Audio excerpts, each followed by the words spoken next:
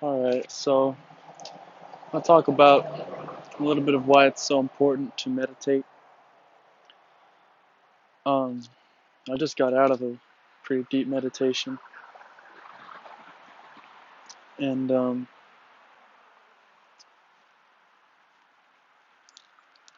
attention span, mm, our attention has a monetary value, and the people that realize this are the people that make advertisements. The um, the sites on the internet that get the most amount of advertisements are the ones that get the most amount of clicks. And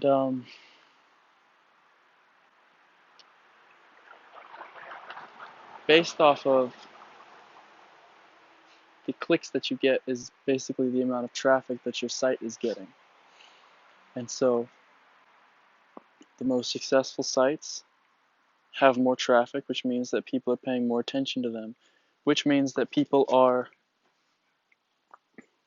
putting their attention there, and people are draining resources from your attention. Now, it's not so easy to monetize your attention, but it's very easy for people to coerce your attention from you. And that's what an advertisement is.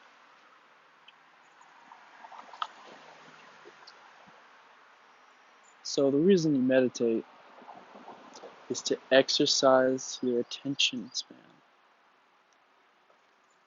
Basically, you exercise all your other muscles in the gym, but nobody exercises their attention. And especially with this knowledge, because your attention has a monetary value. It's extraordinarily valuable. And if you're unconscious, if you're just living life asleep,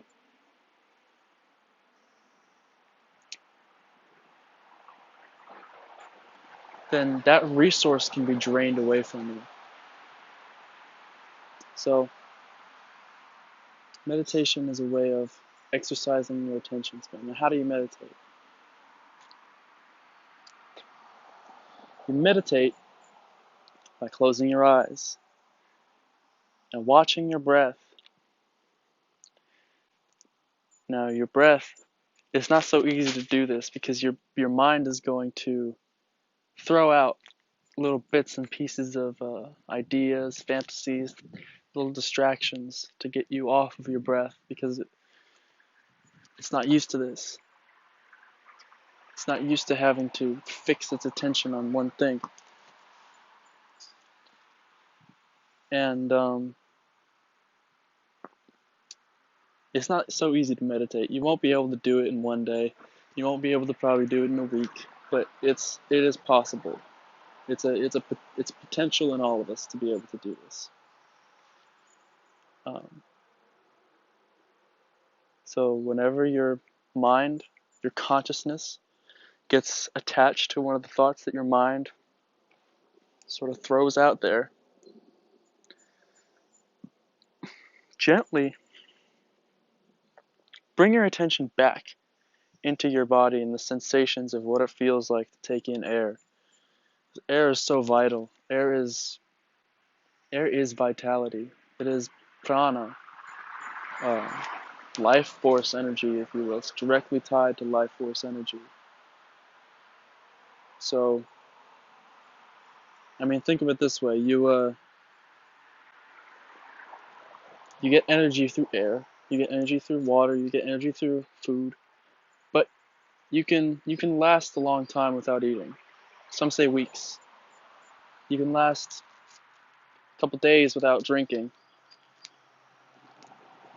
You see where I'm going with this? But you can't last but 2 minutes or so. Maybe 5 minutes if you're an extraordinary being without breath. So breath is directly tied to life force energy. And we're not taught to be able to breathe deeply in this society. We're very much shallow breathers. And when you take the time to focus on your breath, focus on what it feels like to breathe deeply through your nose, it changes your body chemistry. It changes the way that your brain works. It changes everything. It makes you more grounded, more centered, and you're better able to receive. What I mean by that is superior thoughts come into consciousness when we stop our mind from thinking. You see, our mind is not what we want to be thinking all the time. Our mind is a very useful tool for remembering things and predicting things. But you should learn to think with your heart. That's a superior form of thinking. So that's why it's so important to meditate. You're better able to receive when your mind is not so crowded. A lot of times we hoard different sensations, different sentiments, different memories. We're like hoarders. And if our mind is crowded with these things, it's going to be super hard for you to meditate. Also, if you start to practice meditation and you're still sort of buying the illusion of this world of matter, let's say your mental diet is still you're still consuming a lot of movies, a lot of media, a lot of even if you're pornography too. If you're looking at porn and you're trying to meditate, you'll not maintain the practice because you won't see any benefits from the practice. Meditation should be combined with renunciation, alcohol, drugs, and different media, because really your mind produces visions, and we're not always in our body. We're always in our head most of the time. And you really don't want to be in your head too much. If you go into your head, you want to do it purposefully and with consciousness.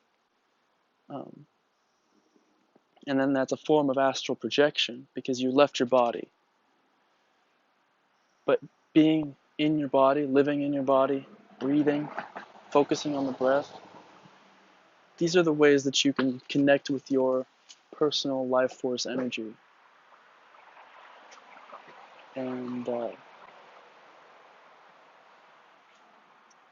culture wants to distract you from this. I'm sorry, but culture's not your friend. Culture wants to coerce money out of you through your attention. That's why all these advertisements are everywhere. So, because you can't run away from advertisements, you can at least flip the script. You can be someone who has a strong attention and can look at this advertisement for what it is. It's trying to coerce money from you. You don't need all these meaningless items that, these are basically creature comforts that we all have. We all spend our time and money trying to be more comfortable. But life is really, this third dimension is really defined by suffering. You're never going to be comfortable. You're never going to be comfortable through material gain. You can only find comfort and peace and joy when you start to transform what's inside of you. And that only happens when you meditate. And so it's very necessary to withdraw yourself from the physical world, the sensual world. Because The senses provide way too much data. It's hard to compute all the data that's here. You know, and it's all distractions. It's all here for distractions. Because when you know that you're all you need, then you've just begun to step into your power, and the culture has no place for you. So that's some food for thought. You can start to meditate or not, but if you're not meditating, your higher self will remain a stranger to you, and that's very sad.